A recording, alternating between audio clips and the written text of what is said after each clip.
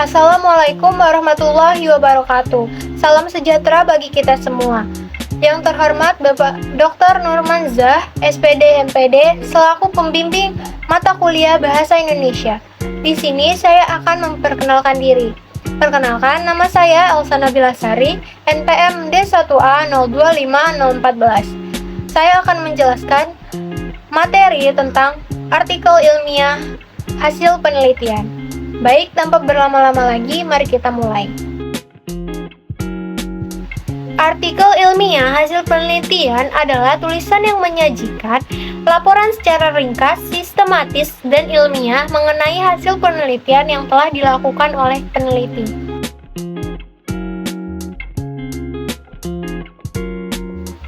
Ciri-ciri artikel ilmiah hasil penelitian. Yang pertama, objektif, logis, sistematis. Yang kedua, itu menggunakan bahasa baku dan ilmiah. Yang ketiga, berdasarkan data asli penelitian. Yang keempat, memiliki alur berpikir yang jelas. Yang kelima, dapat diverifikasi dan diuji ulang.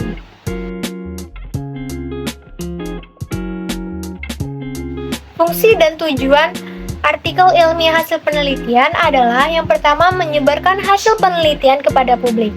Yang kedua, memberikan kontribusi bagi pengembangan ilmu pengetahuan. Yang ketiga, menjadi rujukan bagi peneliti selanjutnya. Yang keempat, mendukung pengambilan kebijakan dan praktik profesional.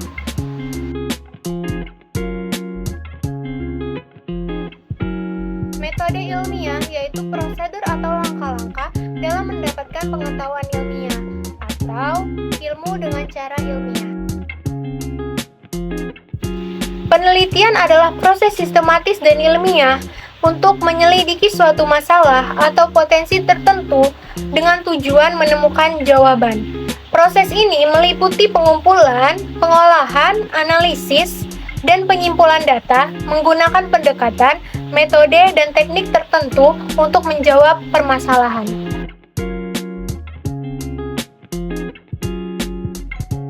Karakteristik artikel ilmiah. Yang pertama itu objektif, berdasarkan fakta, bukan opini. Yang kedua itu sistematis, tersusun logis dan berurutan.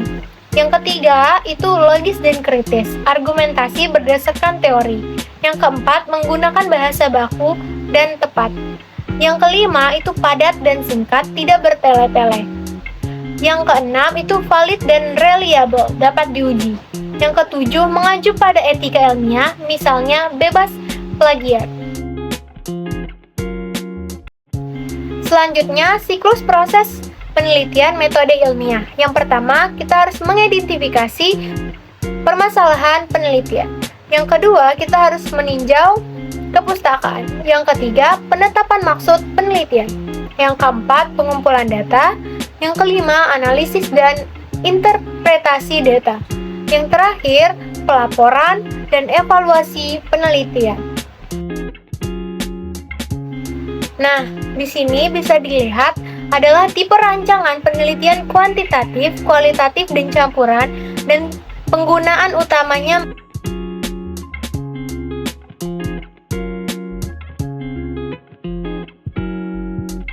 pengembangan metode penelitian. Yang pertama itu ada kuantitatif. Kuantitatif itu adalah menguji atau membuktikan teori. Yang kedua itu ada kualitatif. Kualitatif itu menghasilkan atau mengembangkan teori. Yang terakhir itu ada campuran. Campuran itu membuktikan dan mengembangkan teori.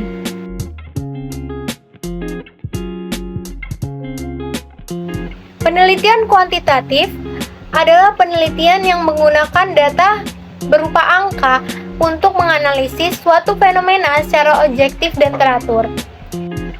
Jenis-jenis penelitian kuantitatif. Yang pertama itu ada deskriptif, itu menggambarkan keadaan apa adanya.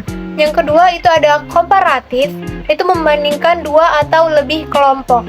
Yang ketiga itu ada korelasional, untuk melihat hubungan antara variabel.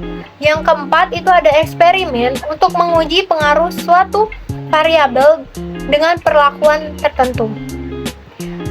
Yang kelima itu ada ex post facto untuk meliputi sebab-sebab akibat tanpa manipulasi variabel.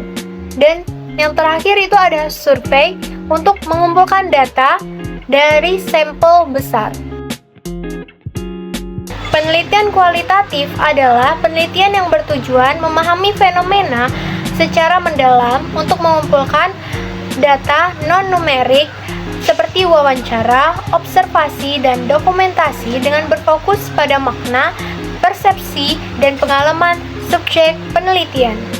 Jenis penelitian kualitatif meliputi studi kasus, fenomenologi, etnografi, ground teori, dan naratif, yang masing-masing digunakan untuk mengeksplorisasi pengalaman, budaya, perilaku, dan teori berdasarkan data lapangan.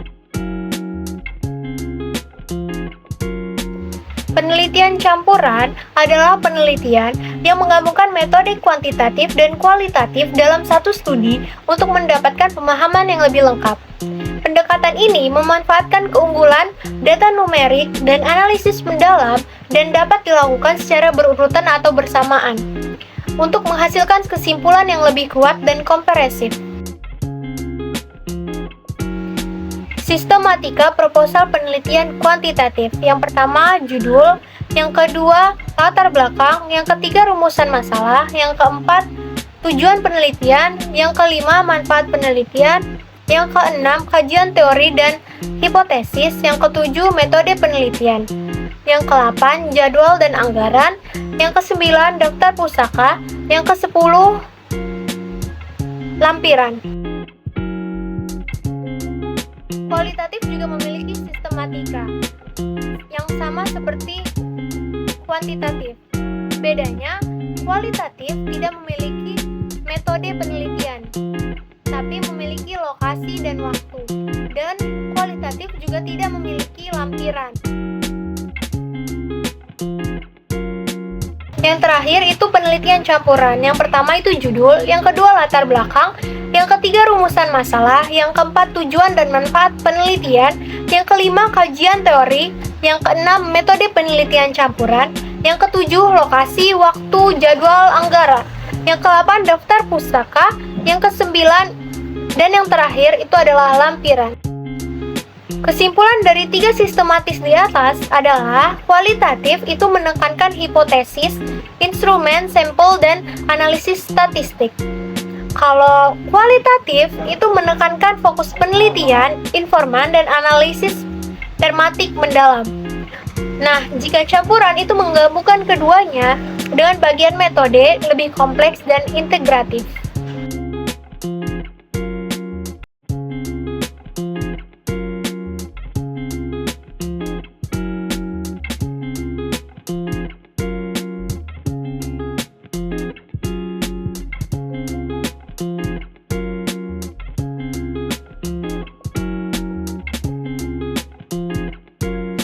Kesimpulannya adalah, penelitian adalah proses ilmiah yang sistematis untuk memecahkan masalah melalui pengumpulan dan analisis data secara rasional, empiris, valid, reliable. Penelitian yang baik harus bermanfaat, memiliki kebaruan, orisinil, dan mengikuti prosedur ilmiah yang dipertanggungjawabkan. Terdapat 3 pendekatan utama, kuantitatif, kualitatif, dan campuran, yang masing-masing memiliki teknik analisis yang berbeda. Penulisan proposal dan laporan penelitian harus mengikuti struktur yang baku, serta mematuhi kaidah penulisan ilmiah seperti teknik kutipan, format penulisan, dan penyusunan daftar pustaka. Secara keseluruhan, penelitian bertujuan menghasilkan pengetahuan baru dan menyajikan sistematis dalam laporan dan artikel ilmiah. Baik, itu tadi sedikit penjelasan dan kesimpulan dari materi artikel ilmiah hasil penelitian. Semoga bermanfaat. Terima kasih sudah menyaksikan.